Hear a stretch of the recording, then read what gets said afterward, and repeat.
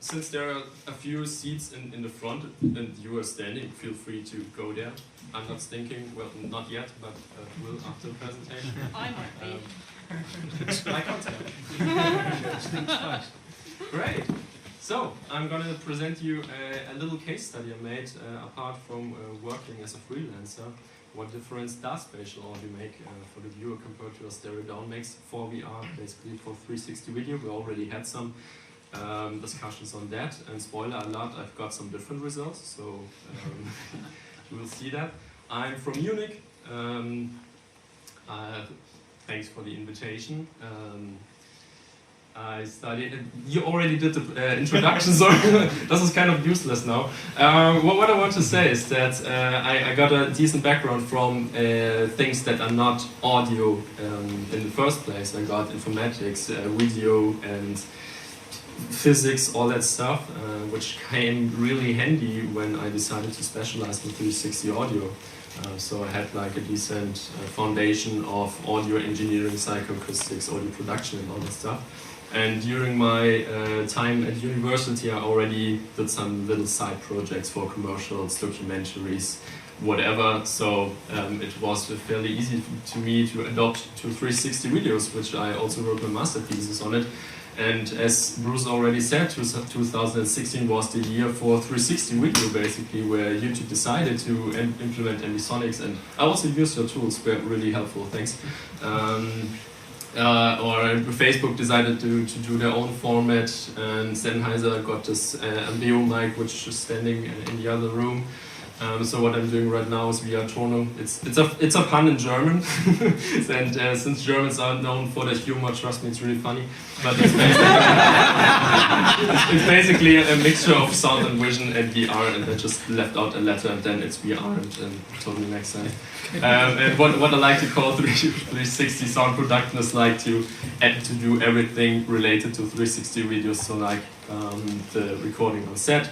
I tried a lot with ambisonic microphones, the quad binaural microphones that you might know with 8 ears and stuff like that, higher order stuff coming out recently. Also 3D ORTF by Sharps, and it's kind of similar to the cameras. There's not the ideal camera for 360 videos. It really depends on what you want to achieve. So I'm not a fan of all the discussion, which is the perfect microphone for 360, but still excited for your talk. And it's way more important to have isolated sound objects like this microphone, for example. It's way more important how you place that than the fancy microphone array. So I also do the post-production, and for VR it really makes sense to do the whole process, because right now on set I can imagine how would the mixture be, the mix be, and I can tell, do I really need to record that sound, or would it just save time to do it in post-production and add some Foleys or whatever. This is really unusual, because if you do feature films, for example, you have a lot of people, you can't do the whole production on your own, but for 360 it makes a lot of sense. They're like 3 to 5 minute videos, and I can do that. And since I like traveling a little bit, and I like to be in post-production studio for a week and don't talk to anybody, so I let it all out at talks like this, so this is why I'm here. And also I realized there are a lot of things in VR that we just don't know yet, so I really try to push the topic a bit further, because sound is again lacking behind in general in VR. I see hardly any sound guys at VR conventions, so the sound aspect doesn't get represented. I'm sorry, I forgot my water. There we go. All right, so you're wondering, okay, this guy's somehow doing freelance work. Why would he do a case study and go back to university and try stuff like that? Well, I now did about 20 projects in VR, which is great. But I now realize, okay, does it even make a difference of what I'm doing for the viewer? I know what it does for me, and of course it's better. We all know it's better, but will the consumer know that it's better? So, as I said, there are so many things in VR that we just don't know yet. So I decided to do the study. Luckily, there's something like a meetup, probably also around here, where VR 360 nerds come together and talk about stuff like that. And I met a lady which was like twice my age who decided to quit her job and go back to university to make studies about VR, for example, how the height where we are sitting or if we are standing, how does that make a difference, how far people should be away from the camera to really feel their presence. Like, as I said, a lot of things that we do automatically by setting up a camera, but there's a lot of stuff going on that we don't know yet. So basically we came together and decided, hey, she wants to do something on sound, I want to do something on sound, I've got some content for you, so let's do that. And this is what we did. We had a 9-minute long episode of a 360 documentary called Crossing Borders. 2.5 years ago I was in Vietnam and Cambodia and Thailand, where we messed around a lot with 360, and so I had a lot of content to mess around with for my master thesis, which was great, and the content also turned out to be pretty good. The content itself is about an orphanage in the middle of nowhere in Cambodia, and the content itself, it has onboard shots on a moving motorbike, we have animals, we have children moving around, we have interviews, we have voiceover, so there's a lot of stuff going on in each scene, not too much of course, but it was very versatile, so we figured it would be a good idea to show people like a good mixture of everything. So what Sylvia did was create a Unity app. I can't do Unity, and I'm glad I wasn't forced to learn it, since there were Ambisonic tools coming out. And so we basically had 2 different versions on 2 devices. One version, both devices played the same video, but on the one device we had the static stereo binaural downmix, which was basically the front position, so at 0 degrees. And the other version was a spatial TDE, 2 big ears, you're probably familiar with it. It's basically a so-called hybrid second-order ambisonic format, which works great to implement. You just drop the file in there, have the SDK running, and then it just works. So we had to find about like 50 people to watch my stuff. It was fairly easy to get people watching VR because most of them haven't watched anything decent. Most of them just know horror stuff, or on YouTube really not so good quality, and it's really a big difference to wear a headset and to watch 360 videos on YouTube. You can't really compare that. So we wanted to have the setup as similar as possible, set people down on a chair, give them the device, press play, and then they just stay there for 9 minutes and don't tell anything. Also, afterwards, sure, we did a survey. What was really important for me was to find out, do people really know and find the difference? Because if you tell people to listen for something, they will listen for it. And if you don't, let's see what happens. So we collected all the data, which were like 3 megabyte big files. Sylvia had generated a heat map. I will show you afterwards. And this is basically how the survey looked like. Don't get too much into it. Also, since the German privacy policy is pretty strict, I couldn't ask too much, and it's hard. I couldn't note down names and anything. Didn't really matter, because what was interesting is, did the person find out if it was spatial or not? I tried to ask questions afterwards to get it from the person. Sometimes they didn't get it, sometimes they felt it somehow, but it was really hard to tell, was it a yes or a no. Also, it made a huge difference. Was it a first-time viewer, or was it somebody who experienced VR already a couple of times? Because usually if you give people a VR headset, they just stare there and are afraid to move for some reason, which is okay. And people like me are always looking around, looking for mistakes. Oh, is the sound working or not? So this differs a lot, and also for the heat map makes a lot of difference. So we should keep that in mind. Also, is the subject affiliated with visuals or sound? Sound guys usually listen for the sound. Even if I don't tell them to not listen to it, they will. Which is similar to camera guys. They will focus on things that normal people would not do. So, creating the heat map. Give me a second. Honestly, since this was not my part, I've not much idea what Sylvia did. She also did a paper on that that she submitted to some other VR things.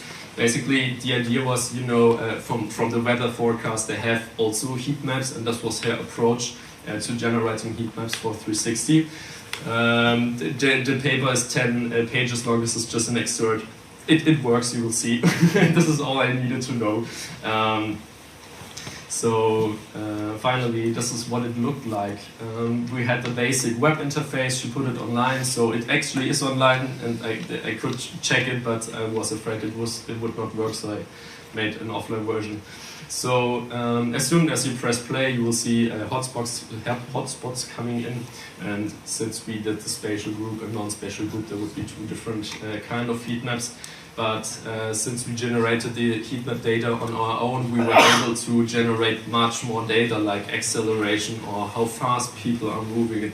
It got really detailed, because perhaps you know that YouTube also offers a heat map, but you have to have like 1,000 views or something, which is a lot for 360 videos, and especially for studies, you would have to find 1,000 persons, and also you can't really tell, you can only tell if persons watch it on a desktop or on a smartphone, but you have no idea if the smartphone was laying on the ground or if they were using the finger or a headset or something. You just don't know, and this would not be like scientific accurate as accurate we could get. And also what we could then do, find individualized generated hotspots from the people and analyze them further. So I'm gonna get offline. There we go. There we go. Oh no, machine. Okay, so this is just that you get an idea. The audio is not very important, just that you get a feel of what it is. It's basically a binaural downmix that we're listening over loudspeaker with, which is what we shouldn't do, but you will get the idea. Sorry. Okay, so this is like more an introduction scene of the people. Then you will see there's a voiceover coming in, and then you simply see the interviewee. And then you will see how it works.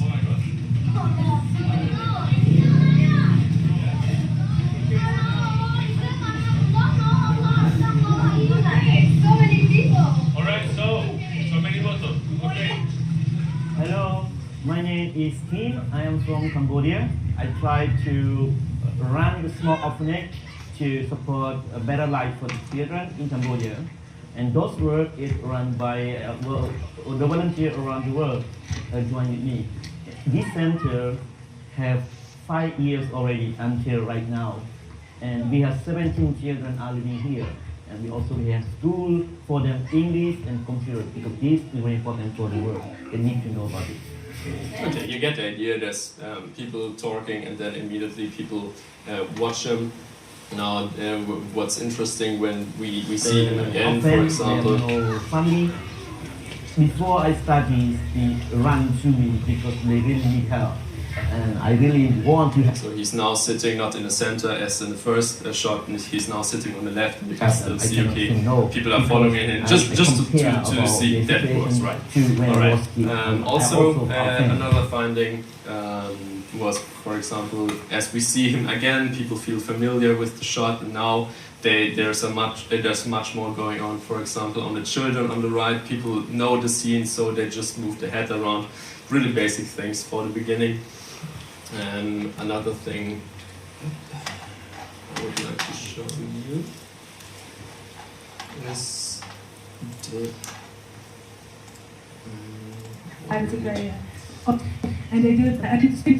okay, there we go. This is the individualized version where we have like 27 people. And it's pretty similar. Most of the people watch to other people, but not everybody watches to them. And what's really interesting with this scene, for example, nearly nobody watches the stairs or like the other building. People immediately watch the children playing. If there is somebody watching at the clouds or something, they're moving away, which is what I haven't really thought. It's really obvious in that scene. There are children playing. And I thought that maybe people will watch at the tree or the palm tree or the buildings or whatever, and nobody does. We automatically watch straight for the humans. And then Okay, you get the idea. So this was one. Sorry. There we go. This was one of the similarities. Obviously, we had those two heat maps and compared them, and what we found is that humans automatically draw attention of humans, which makes sense. We would not stare at the wall, for example. You're staring at me, which is great, but this is also how VR works, and this is what I thought would be the benefit of spatial audio, that spatial audio tracks the view to human, but we automatically watch to humans. This was one of the bigger findings I hadn't realized. Also works vice versa, that non-humans don't track attention, which makes sense for the buildings. For example, people watching buildings, we had the little hotspots on buildings, but they were immediately looking like for any moving objects, for other humans. And it makes sense when you want to build a 360 scene to keep that in mind, that people don't want to watch at buildings, which is similar to like theaters where they have all the fancy setup. It's made to guide your view, and you don't really need spatial audio for that. This was one of the bigger findings also for me. Also, basic thing, people watched mainly straightforward, which means, yeah, there were a few people watching at the back, and you can see it, that there's some movement going on. It's not always on front, as you saw in the interview. It was also on the left. People were moving, but not as much as we thought. Also, there's only few elevation going on. Few people actually watch to the top or to the bottom. Camera guys watch to the bottom to see if the tripod was away, and only for stuff like that. But usually most of the action is playing horizontally. And for me also, the elevation in binaural doesn't really work that good. It's more, for me, a psychoacoustic reason. If you hear birds, you will automatically think it's coming from above. And I think this plays a much bigger role than elevation right now. Also, what we can do, we can effortlessly move our head from left to the right at about 30 degrees, and this is what we saw a lot, that people were just moving their head a little bit, but in order to move the whole body, you would need a lot more effort. So this is why people were probably just lazy. Okay, if you see a scene for a second time, as you already saw, you see way more hotspots going on anything that is even not the interviewing. Also, this is a point I think of when doing the mix, that which sounds should be spatial and which not. Let's imagine you have a scene and there's a street, and the street is not very important for the scene. So you would think, okay, since there are car moving from left to the right, it would make sense to make them spatial, right? But what I usually do is that I make those car mono, because imagine if the action is going on the right and you have cars moving from left to right all of the time, they will drag attention. And if you have, for example, a bird or whatever, and you see it and you hear a bird, that's totally fine. The only problem you have is when you hear a bird on the left and you see it on the right. This is where you have problem. But it works for both spatial and static stereo. So what were the differences? Honestly, not too many as I hoped. I thought I'm very enthusiastic about spatial audio, probably all of us, and we already had good talks on that. But I thought that the heat maps would differ a lot more than they did now in the end. What we found out were more different things that we haven't thought about. So I can really recommend to do your own studies, because you will find out things that you have not thought about and that are perhaps not even related with sound in the first place, but will make sense to improve your content. Okay, viewers with static sound turned away from the interview after around second. This is like a rule of thumb that we saw, and we saw the interviews. They were longer, but after about 8 seconds, they started to move away. But this was different with spatial sound. Luckily, this was one of the narrow differences, because we found out that people stayed longer. Oops. And the maximum scene of an interview was like 12 seconds. And then there was the cut, so people stayed with the interview if it was spatial. And actually what was interesting, what we found out with the survey, that people felt rude turning away, because imagine somebody standing in front of you and he's talking to you, you would not move your head. And somehow spatial sound seems to trigger your feeling for being rude or something. And this was really interesting for me. I thought you can easily see persons and then see, okay, now I can move away, he's still talking, whatever. But you wouldn't move your head away, right? And this is what we learned from being social beings. This also works for details like animals, moving objects, trees, not really. No, trees not a moving object, I'm sorry. I'm sorry, yeah. This was for the onboard shot, when you're moving with the motorbike, the tree's moving, which, yeah, usually it doesn't, sorry about that. People will wonder much more. This is what I said. If you see a bird and you hear a bird, that's totally fine for you. You will not consider, oh, is it spatial or not? But if the sound is spatial, it will automatically draw a little bit more attention, and people will also more stick on it, which is with interviews, for example. Spatial sound group found interviewing faster, and we're confusing it less with voiceover. First thing, yeah, they could find it faster, not as fast as I hoped. I hoped that people would immediately look around, but they will also do so if the sound is static. As I said, they will automatically look for humans and stick with them. But this is a finding that is good for me, that they were confusing it less with the voiceover, because imagine if you have static sound, the voiceover sounds nearly entirely same as the voiceover. So if there is somebody talking for you and then there's the cutscene and you have the voiceover, it will sound the same. But with spatial sound, it will sound different. When you're moving your head, it's spatial, and when there's the voiceover, I used to mix it that it's then a mono sound.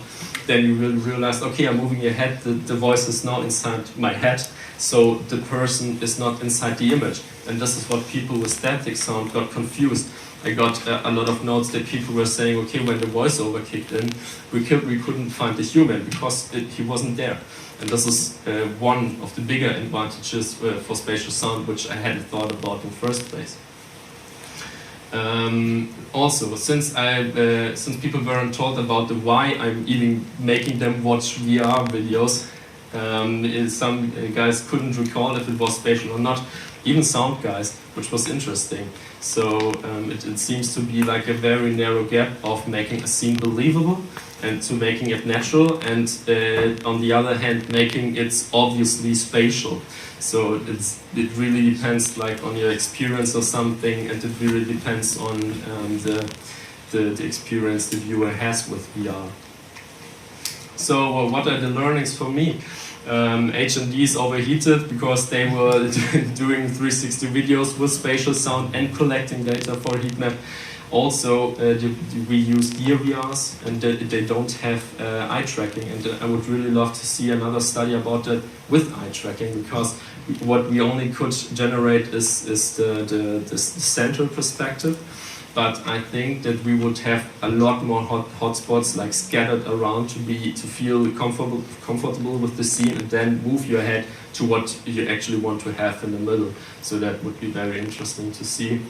Also, the content itself, most of the action happened like in 180 degrees. As I said, as you saw, there's not everything at 0 degree. There was something at 90, at minus 90. But since this is a documentary, we didn't want to have people moving around all the time. So that might be a thing that you should people force more with the content, to have somebody at front and then somebody at the back, to really see how much that difference, because I felt that the difference between the scenes was so subtle that even with spatial sound it didn't make the difference that it could perhaps have. So this is one thing to keep in mind. Also, it's really hard to tell what's the reason for what we found out. As I said, this is like the first time I really did a study like that, and I don't claim to now know it all. There were some learnings. I hope that somebody will step further with it.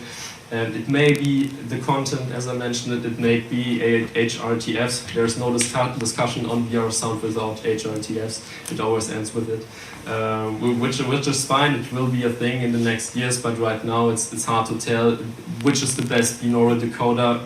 It's hard, it depends. So as I said, subjects' experience with VR also depends a lot, and like psychoacoustic reasons. We had, I was thinking, because we had from Rob and Joe the talks that people really recognize spatial audio and think that it is better. And I also think that it's better, and we all think it's better, and that's fine. But we have to somehow make people believe it themselves. And if you tell people, if I did the same study telling, hey, we're going to do a comparison with spatial sound and static sound, here's the static sound, here's the spatial sound, which do you like more? People will more tend to like the spatial sound, even if you have a room full of loudspeakers, there is some expectation for it. And this is what one thing, this is exactly why I didn't tell them, because I wanted, okay, I wanted to have a result where people will say, okay, spatial audio is great, but it wasn't, because I didn't tell them. And I just realized we should somehow give them the comparison. It's, for example, even like when you have a soccer broadcast, that you can click spatial and stereo sound, and if it's spatial, it's magically fine. And if you have a stereo sound, it's like playing as we normally would. But if you show something spatial from the beginning, people will find it hard to even find the difference. And this is what I wanted to talk about. So what's the conclusion? There are differences, but not as many as expected. I think I also just realized that I showed them a binaural stereo downmix, and the other thing was a binaural head track, meaning the only difference was head tracking, but it was already spatial sounding from itself. It wasn't moving with the head, but it was also pretty good. But if you show people a stereo downmix, it would be a dedicated stereo downmix, like from loudspeakers or something, so the difference would be way more than I just showed them. So the bar was kind of already pretty high for spatial sound itself. Also, feel free to extend it. I strongly encourage to do studies on VR. There are so many things we just don't know that I don't know, and I would love to know. And basically, my master thesis got me into VR, and I can now make a living of it, which is great. And I hope that people in the future, or like right now, would have the chance to do studies on their own and find their way to whatever it is, VR, AR, there's so much going on. Also, as I said, immersive audio is still great, but we should more focus on how we could persuade the average human of what we're doing. If I'm telling somebody, yeah, I'm doing this 3D thing, and then people ask me, yeah, do you use Dolby Atmos or something? And yeah, kind of. So Dolby did a great job on that. But still, people don't really know it, what the 3D audio thing is. But if I show them, and if they hear, the head is moving, I can do this on my headphones, this is great. So this is what we should try, and I love this kind of discussions where we come together in our bubble or whatever, and on a very high level, but like for the average human it wouldn't make a lot of difference, and this is where we should approach when we want to get people into 3D audio. Yeah, I'm also doing a little blog on my homepage. I'm also gonna publish this heat map in hopefully soon. There's a lot of useful stuff for 360 videos, like cameras, audio format. There's a dedicated sheet, which video player supports which format, because there's no standard right now, and I try to keep track of it. And if you want to go into 360 VR, this is where you could start. So, thanks for staying with me at the last talk of the day. Right?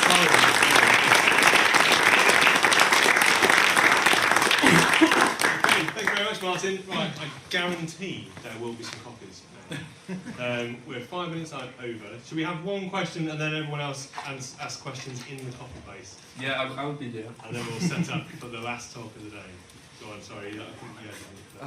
Maybe I'm a bit confused, I don't know, because you seem very disappointed and said, unlike Rob, you had worse results.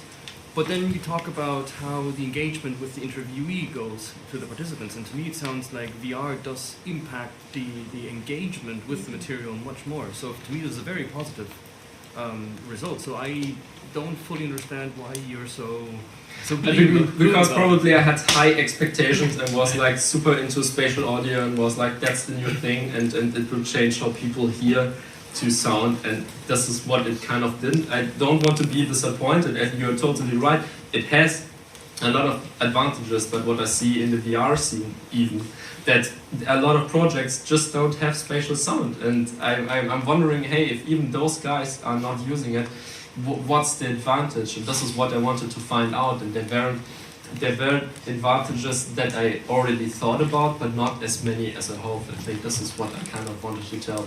I hope this answers your question. maybe your expectations were a bit too high. Yeah, but probably actually, I that, would value yes. what you found. I would value that a lot. I think that's worth a lot. Sure, yeah, I strongly encourage doing spatial sound, and it works better, but it's really really difficult to find numbers for it to prove it. I think this is also, it wasn't as obvious as I hoped. Okay, well, thank you very much.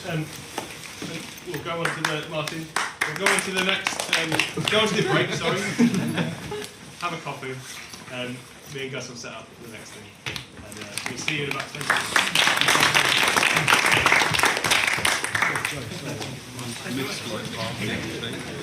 Which was played.